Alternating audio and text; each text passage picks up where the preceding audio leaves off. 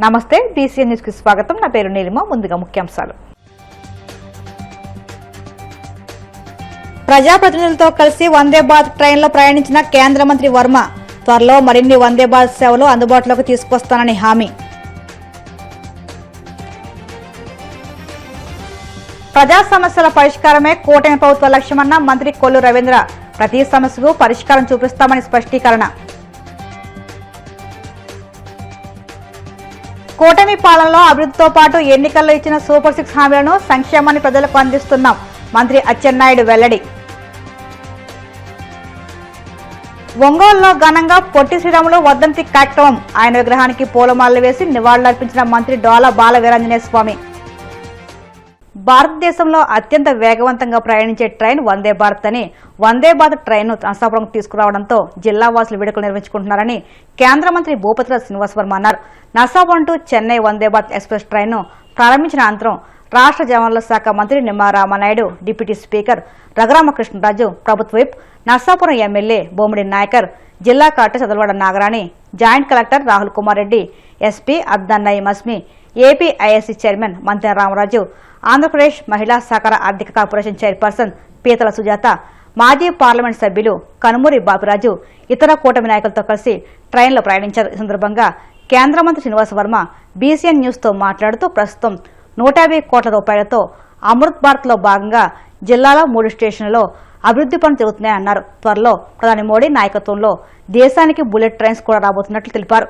భీమవరంలో వందే భారత్ ట్రైన్లో వచ్చిన కేంద్ర మంత్రి శ్రీనివాస్ వర్మకు భీమవరంలో టౌన్ రైల్వే స్టేషన్లో ఘన స్వాగతం లభించింది.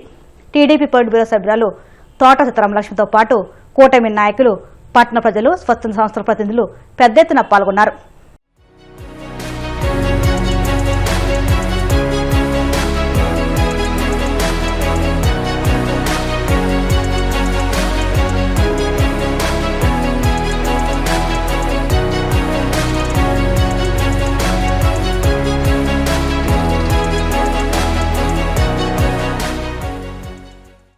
ఈరోజు భారతదేశంలోనే అత్యంత వేగవంతమైనటువంటి రైలు అయినటువంటి వందే భారత్ రైలు నరసాపురం నుండి ప్రారంభమై చెన్నై వెళ్తూ ఉంది. మొట్టమొదటిసారిగా నరసాపురం ప్రాంత ప్రజలకి వందే భారత్ రైల్లో ప్రయాణించేటువంటి అవకాశం కలిగింది.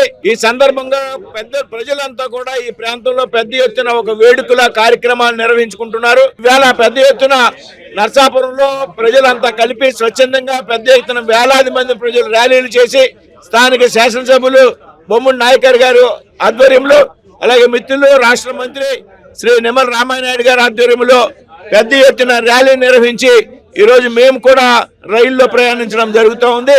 ఇది నరసాపూర్ ప్రాంత ప్రజలకి పెద్ద ఎత్తున చెన్నైతో అనుసంధానం కలిగించేటువంటి అవకాశం. ఎక్కడైతే రైల్వేలు వేగవంతంగా ఉంటాయో ఆ ప్రాంతం వేగవంతంగా అభివృద్ధి చెందుతుంది అనేటువంటి విషయం మీ అందరికీ కూడా తెలుసు. ముఖ్యంగా కేంద్రంలో రాష్ట్రంలో ఎన్డీఏ ప్రభుత్వాలు అధికారంలోకి వచ్చాక భారతీయ రైల్వేల్లో వేళ అమృత్ భారత్ స్టేషన్లో పెద్ద ఎత్తున వేళ మన పార్లమెంట్లో 3 రైల్వే స్టేషన్లు దాదాపు 150 కోట్లతో అభివృద్ధి పనులు జరుగుతూ ఉన్నాయి. అదేవిధంగా రాబోయేటువంటి రోజుల్లో అమృత్ భారత్ స్లీపర్ రైలును ప్రవేశపెడుతున్నారు. అంతేకాదు 2026లో అంటే రేపు సంవత్సరం భారతదేశంలో మొట్టమొదటిసారిగా బుల్లెట్ ట్రైన్ రాబోతా ఉన్నది. అంటే ఈవేళ పరిపాలకుల యొక్క దూరదృష్టి అనేటువంటి విషయాన్ని సందర్భంగా చెప్తూ ఉన్నాం. ఏదైతే ముఖ్యంగా ఈ వందే భారత్ రైలు విషయంలో ఏదైతే ఇది తీర ప్రాంతం గుండా ప్రయాణించేటువంటి రైలు, ఇక్కడ యువకులు ఎక్కువ, విద్యావంతులు ఉన్నారు, ఉద్యోగస్తులు ఉన్నారు. చెన్నై ప్రాంతాన్ని ముఖ్యంగా మత్స్యకారులు, మత్స్య పరిశ్రమ అంతా ఏ ప్రాంతంలో ఆధారపడి ఉందో కోస్టల్ బెల్ట్ ఇక్కడ బయలుదేరి గుడివాడ, విజయవాడ, తెనాలి, అదేవిధంగా ఒంగోలు, నెల్లూరు, గూడూరు ఇదంతా కూడా ఆక్వా పరిశ్రమకు అనుసంధానమైనటువంటి ప్రాంతం. పెద్ద ఎత్తున మత్స్యకారులు ఉన్నారు, పెద్ద ఎత్తున ఉద్యోగస్తులు చెన్నైలో ఉన్నారు. కాబట్టి వీరందరికీ కూడా ఉపయోగపడేటువంటి రైలు.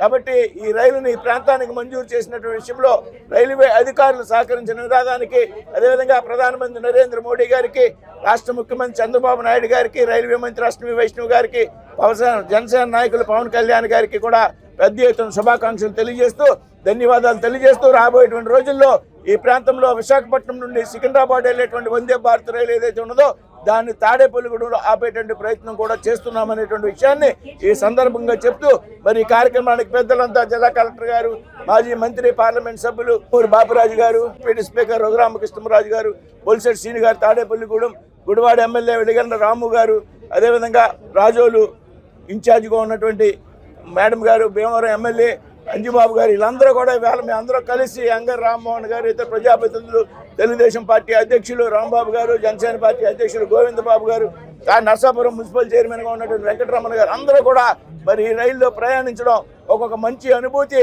కలిగించింది అనేటువంటి చాలా విషయాన్ని సందర్భంగా చెప్తూ, ఈవేళ నరేంద్ర మోడీ గారు ప్రధానమంత్రిగా ఉండగా ఈరోజు ఆంధ్రప్రదేశ్ రాష్ట్రంలో కూడా పెద్ద ఎత్తున 975 కిలోమీటర్ల విస్తారమైనటువంటి తీర ప్రాంతం ఉంది. అందుకే ఈ రోజు ఈ రాష్ట్రంలో పెద్ద ఎత్తున పోర్టులను కూడా ఈ రోజు కేంద్ర రాష్ట్ర ప్రభుత్వాలు అమలు చేస్తూ అభివృద్ధి చేస్తూ, అదేవిధంగా ఈవేళ రైల్వేలో కూడా విప్లవాత్మకమైనటువంటి మార్పులు తీసుకొస్తూ, ఇందులో ప్రత్యేకించి గోదావరి జిల్లాలు అంటే వ్యవసాయంగా ఉన్నటువంటి జిల్లాలు, ఇక్కడ అనేక మంది సాఫ్ట్వేర్ కు సంబంధించిన నిపుణులు ఉన్నటువంటి జిల్లాలు, ప్రతిరోజు ప్రతి నిత్యము కూడా హైదరాబాదు, చెన్నై, బెంగళూరుతో ఈ గోదావరి జిల్లాల యొక్క బంధం ముడిపడి ఉంటుంది.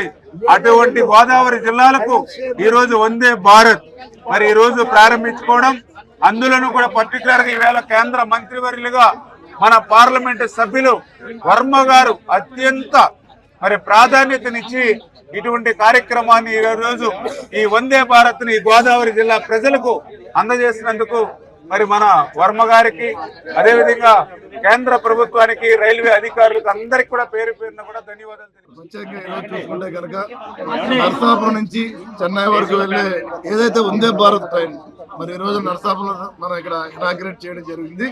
దాని ప్రత్యేకంగా గౌరవ కేంద్ర మంత్రి వర్యులు భూపతిరాజు శ్రీనివాస్ వర్మ గారి సహాయంతో మరి ఈ రోజున ఈ ట్రైన్ ని మరి ఏర్పాటు చేయడం, ఆయన ముందు నుంచి కూడా ఇక్కడ మరి గతంలో చూసుకుంటే కనుక ఏదైతే తిరువణామలై వెళ్ళడానికి, అరుణాచలం వెళ్ళడానికి కూడా ఇక్కడ ట్రైన్ ని నర్సాపురం నుంచి ఇక్కడ ఏర్పాటు చేయడం జరిగింది.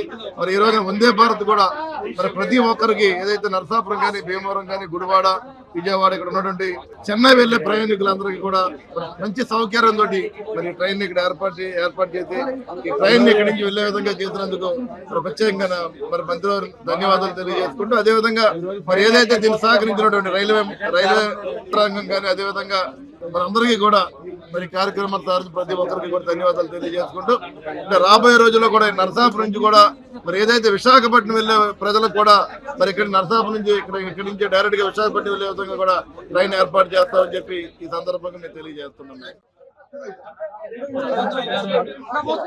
ఈ రోజు వందే భారత్ ట్రైన్ నర్సాపురం నుంచి చెన్నై రావడం చాలా అదృష్టం.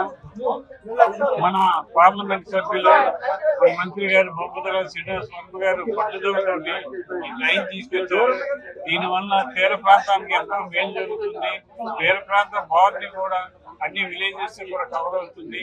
ఈ ట్రైన్ చాలా ఉపయోగకరంగా ఉంటుంది. ఈ ప్రాంతానికి ముఖ్యంగా చదువుకునే విద్యార్థులకి మద్రాసు వెళ్ళడానికి మంచి అనుకూలంగా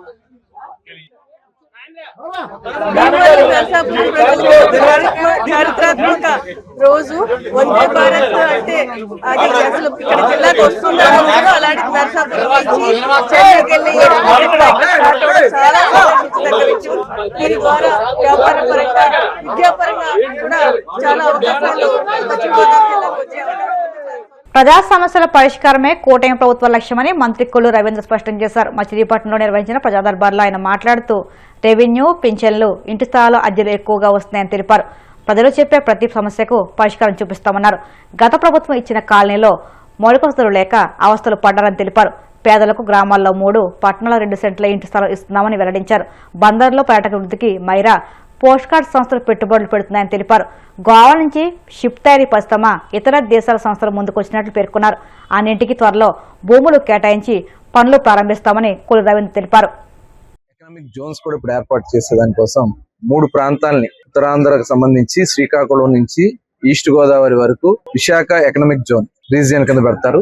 అలాగే అమరావతి ఏదైతే వెస్ట్ గోదావరి నుంచి ప్రకాశం జిల్లా వరకు ఉన్నటువంటి జిల్లాలన్నింటినీ కూడా కలిపి అమరావతి ఎకనామిక్ రీజియన్ కింద, అలాగే నెల్లూరు నుంచి కర్నూలు వరకు అదంతా కూడా తిరుపతి ఎకనామిక్ జోన్ కింద ఎకనామిక్ రీజియన్ కింద దాన్ని 3 ప్రాంతాలని కూడా ఐడెంటిఫై చేసుకుని దానికి కొంతమంది టీం ని అలాట్ చేస్తా ఉన్నారు. దాని ద్వారా ఎకనామిక్ గా ఆ రీజియన్ ఎలా డెవలప్ చేయాలి, అక్కడ ఉన్నటువంటి వనరులు ఏంటి, సపోజ్ తీర ప్రాంతం ఉంది, పోర్ట్లు ఎన్ని ఉన్నాయి, ఆ పోర్ట్ ని లాజిస్టిక్ గా ఎలా కనెక్టివిటీ చేయాలి, రోడ్ కనెక్టివిటీస్ ఎలా చేయాలి, పరిశ్రమలు ఏ రకమైనటువంటి పరిశ్రమలు ఆ ప్రాంతాల్లో ఏర్పాటు చేయాలి, వచ్చిన ఇన్వెస్ట్మెంట్ ని ఎలా మనం అక్కడ సద్వినియోగం చేసుకోవాలి, దాంతో పాటు అభివృద్ధితో పాటు అక్కడ హౌసింగ్ కానీ ఇలాంటివన్నీ కూడా మొత్తం ఎకనామికల్ గా డెవలప్ చేయడానికి గవర్నమెంట్ ఆఫ్ ఇండియా చేస్తున్నటువంటి స్కీమ్స్ కానీ రాష్ట్ర ప్రభుత్వం నుంచి కానీ ఇన్వెస్ట్మెంట్స్ వల్ల కానీ ఇవన్నీ కూడా ఒక ప్లానింగ్ తో గౌరవ ముఖ్యమంత్రి గారు ముందుకు తీసుకెళ్లడానికి ప్రణాళిక తయారు చేసుకోవడం జరుగుతుంది. మొన్ననే విశాఖపట్నంలో రివ్యూ పెట్టడం జరిగింది. మేము కూడా ఆ కార్యక్రమంలో పాల్గొనడం జరిగింది. త్వరలోనే అమరావతి రీజియన్ అలాగే తిరుపతి రీజియన్ కూడా త్వరలోనే సమావేశాలు ఏర్పాటు చేసుకోవడం కూడా జరుగుతుంది. మరి దానిలో భాగంగా మనం చూసాం ఇన్వెస్ట్మెంట్ మీట్ లో మచిలీపట్నం నుంచి 2 టూరిజం ప్రాజెక్టులకి ముందుకు వచ్చారు. ఒకటి ఏదైతే మైరాజ్ అనే సంస్థ వచ్చారు, మరొక సంస్థ పాస్పోర్ట్ అని చెప్పి పోస్ట్ కార్డ్ అనే సంస్థ వాళ్ళు వచ్చారు ముందుకి. వాళ్ళు కూడా ల్యాండ్ ఐడెంటిఫై చేయమని చెప్పడం జరిగింది. త్వరలోనే రెవెన్యూ కలెక్టర్ గారితో అందరూ కూడా కూర్చుని ఆ సైట్ కూడా ఐడెంటిఫై చేసి ముందు వాళ్ళకి అలాట్ చేస్తే వాళ్ళు వర్క్ స్టార్ట్ చేసుకోవడం జరుగుతుంది. అట్లాగే షిప్పింగ్ కి సంబంధించి 4 కంపెనీలు వచ్చినాయి. ఒకటి Goa shipping company, Goa government వచ్చింది. అట్లాగే మరొకటి ప్రైవేట్ కంపెనీ గోవాదే వచ్చింది. ఢిల్లీ నుంచి ఒక కంపెనీ వచ్చారు, అబ్రాడ్ నుంచి కూడా బయట దేశాల నుంచి కూడా ఒక కంపెనీ, 4 కంపెనీలు వచ్చినాయి. దాని మీద త్వరలోనే ఒక మీటింగ్ పెట్టుకుని ఎవరైతే దీనికి ముందు రాగలరో వాళ్ళకి అలాట్ చేయడానికి నిర్ణయం తీసుకోవడం జరిగింది. అట్లాగే సాల్ట్ ఫ్యాక్టరీని కూడా త్వరలోనే ముందుకు తీసుకెళ్తూ ఒక సాల్టే కాదు, సాల్ట్ కి ఆన్సిలరీగా చేపట్టబోయే కార్యక్రమాల మీద కూడా మరి నిన్న కూడా డిస్కస్ చేసాం. దాని మీద త్వరలోనే ప్రణాళిక తయారు చేసుకుని సోడా యాష్ ఫ్యాక్టరీ కానీ ఇంకా ఎలాంటివి చేసుకుంటే ఎంప్లాయ్మెంట్ ఎక్కువ వచ్చు, భవిష్యత్ తరాలకి ఇండస్ట్రీకి ఈ ఏరియాని ఎలా మనం ప్రమోట్ చేయాలనే దానికోసం కూడా మచిలీపట్నం వరకు ఒక ప్లానింగ్ తయారు చేసుకుని ముందుకెళ్తున్నాం. మరి ఈ రకంగా ప్రభుత్వం రాష్ట్ర అభివృద్ధితో పాటు ఇలా సంక్షేమ కార్యక్రమాలు అందిస్తున్నాం. ఇవాళ కూడా కొన్ని వచ్చినాయి, పెన్షన్స్ కానీ ఇలాంటివి వచ్చినాయి. అవన్నీ కూడా ఎప్పటికప్పుడు చేస్తూ దశల వారీగా అవన్నీ కూడా అందించి 100% ఎక్కడా కూడా అవినీతికి తావు లేకుండా కార్యక్రమాలు చేయాలని లక్ష్యంతో వెళ్తున్నాం. అటు వెల్ఫేర్ స్కీమ్స్ కానీ ఇటు డెవలప్మెంట్ కానీ సైమల్టేనియస్ గా తీసుకెళ్తూ రాష్ట్రాన్ని విజన్ 2047 గౌరవ ముఖ్యమంత్రి గారు ఏదైతే పిలిపిస్తారో ఆ విధంగా ముందుకెళ్తాం జరుగుతుంది. శ్రీకాకుళం జిల్లా టెక్కల్ నియోజకవర్గాన్ని అన్ని విధాలా సమగ్ర అభివృద్ధి చేయడమే తన లక్ష్యమని మంత్రి అచ్చెన్నాయుడు స్పష్టం చేశారు. టెక్కలిలో పర్యటించిన ఆయన అధికారులు నాయకులతో కలిసి సుమారు 1.47 కోట్ల అంచనా వ్యయంతో తలపెట్టిన పలు అభివృద్ధి కార్యక్రమాలకు శంకుస్థాపన చేశారు. నిర్మాణంలో ఉన్న అన్నా క్యాంటీన్ను పరిశీలించిన అనంతరం వైభవ వెంకటేశ్వర స్వామి ఆలయంలో స్వామివారి దర్శనం చేసుకున్నారు. అనంతరం స్థానిక సబ్ కలెక్టర్ కార్యాలయంలో జరిగిన సమావేశంలో ఆయన మాట్లాడుతూ గత ప్రభుత్వ పాలనపై తీవ్ర స్థాయిలో విరుచుకుపడ్డారు. వైసీపీ హయాంలో మొత్తం వ్యవస్థను నాశనం చేశారని తీవ్ర ఆగ్రహం వ్యక్తం చేశారు. కూటమి పాలనలో అభివృద్ధితో పాటు ఎన్నికల్లో హామీ ఇచ్చిన సూపర్ 6 పథకాలతో సంక్షేమాన్ని ప్రజలకు అందిస్తున్నామని తెలిపారు. కొంతమందికి ఇల్లుకి అప్పగించారు, అవన్నీ మళ్ళీ వాటర్ లేదు, డ్రైనేజ్ లేదు, లైట్లు లేవు, ఏమీ లేవు. మళ్ళీ దానికి ఒక ఎస్టిమేషన్ వేసాం, అది కూడా శాంక్షన్ అయితే నాకు తెలిసి 190 ఇళ్ళు, ఆ 192 ఇళ్ళు మళ్ళీ పేదవాళ్ళకి ఇవ్వడానికి ఒక కార్యక్రమం తీసుకుంటాం. మొన్ననే ఒక పిలిపించాను పంచాయత్ ఆఫీస్కి వచ్చి, టెక్కల్ టౌన్లో ఎవరైనా సరే ఇల్లు లేని పేదవాడు ఉంటే ఒక దరఖాస్తు తెచ్చి ఆర్డీఓ గారికి ఇవ్వండి అంటే చాలా మంది దరఖాస్తులు తెచ్చారు. అయితే అవి స్క్రూటినీ చేస్తే ఎలిజిబిలిటీ చాలా తక్కువ వచ్చాయి. దానికి కారణం ఏంటంటే హౌస్ మ్యాపింగ్ చాలా దరిద్రంగా చేశారు. ఒక ఇంట్లో ఒకరికి ఇల్లుకుంటే హౌస్ మ్యాపింగ్ చేస్తే మొత్తం ఆ ఇంట్లో ఉన్న వాళ్ళందరికీ ఇల్లు ఉన్నట్టు వస్తుంది. అందుకే దాన్ని కూడా ఏం చేయాలో ఆలోచన చేసి 3-4 ప్లేసులు ఇప్పటికే సెలెక్ట్ చేసాం. ఒకటి మన అంజనాపురం దగ్గర మొన్న వెళ్ళి చూసాం. ఆ ప్లేస్లన్నీ కూడా మళ్ళీ ఐడెంటిఫై చేసి అక్కడ ఏదో సెంటు కాకుండా 3 సెంట్లు పేదవాళ్ళకి ఇవ్వాలని అక్కడ కానీ, మన చేరీ వీధి వెనకాల కానీ ఇంకా 2-3 ప్లేస్లన్నీ చూసి అక్కడ కూడా పేదవాళ్ళకి పట్టాలు ఇచ్చే కార్యక్రమం తీసుకుంటాం. ఇక్కడే మా సుగుణాకర్ గారు వచ్చారు. ఇప్పుడే ఆర్టీఓ గారికి చెప్పాను, ఒకసారి నాకు ఓల్డ్ హాస్పిటల్ ఉంది, ఆ పక్కన క్వార్టర్స్ కూడా ఉంది. టౌన్లో హార్ట్ ఆఫ్ ది ప్లేస్ ఇది. మీరు నిన్న మొన్న పలాసలో అర్బన్ హౌసింగ్ తీసుకున్నారు. చాలా బాగా సక్సెస్ అయ్యింది. చాలా మంది ఇల్లు కొనుక్కోవడానికి సిద్ధంగా వచ్చారు. చాలా తక్కువ రేటుకు వస్తుంది. ప్రభుత్వానికి కూడా చాలా డబ్బులు వస్తాయి. ఆ 2 ప్లేస్లు మీరు చూడండి. పలాసాలు ఏ విధంగా అయితే మీరు అర్బన్ హౌసింగ్ కడుతున్నారు, ఇక్కడ కూడా అదే విధంగా కడదాం. గవర్నమెంట్కి డబ్బులు వస్తాయి. రేపు ఎవడు వచ్చినా మళ్ళీ రోజు కాపలా కాయడం అంటే నా వల్ల అవ్వదు. చిన్న ప్లేస్ దొరికితే వెంటనే ఆక్యుపై చేస్తున్నారు. మీరు ఆర్డీఓ గారు ఒకసారి మాట్లాడి ఎంత ప్లేస్, ఎందుకంటే భవనాలన్నీ మొన్ననే ఆర్డీఓ గారు చెప్పాను, తర్వాత రివ్యూ చేస్తాను. ఆ R&B అధికారులు కూడా వెళ్ళి చూసుంటారు. టెక్కల్లో గవర్నమెంట్ ఆఫీసులన్నీ చాలా వరకు ప్రైవేటు ప్లేసుల్లో ఉన్నాయి. పాత్రికేయులు కూడా 4-5 సార్లు పేపర్లో రాశారు. నేను ఆర్డీఓ గారికి చెప్పి గవర్నమెంట్ హాస్పిటల్లో ఏ బ్లాక్ బాగుందో చూసి ఆ బ్లాక్ బాగు చేయించండి, మొత్తం గవర్నమెంట్ ఆఫీసులన్నీ కూడా అందులో పెడదామని చెప్తే R&B అధికారులు ఇది బాగు చేసిన బదులు ఎందుకంటే కొత్త బిల్డింగ్ కట్టుకుంటే బాగుంటుందని ఒక సలహా ఇచ్చారని ఇప్పుడు ఆర్డీఓ గారు చెప్పారు. వాళ్ళకి అడిగి నిర్ణయం తీసుకుందాం. అయితే ఇప్పుడే నాకు వచ్చేటప్పుడు ఒక ఆలోచన వచ్చింది. చాలా మంది ఇక్కడ మిడిల్ క్లాస్ వాళ్ళు ఉన్నారు, ఇల్లు లేక చాలా మంది కొనుక్కోవడానికి సిద్ధంగా ఉన్నారు. అవన్నీ ఒక చాలా చీప్ అండ్ బెస్ట్ మంచి ప్లేస్, అంత కాస్ట్లీ ప్లేస్ దొరుకుతుంది కాబట్టి ఒకసారి అది కూడా ఇదేదో ఇప్పుడు చెప్తున్నానంటే పైపోవడం. ఇప్పుడు కాసేపు ప్రకటనలు.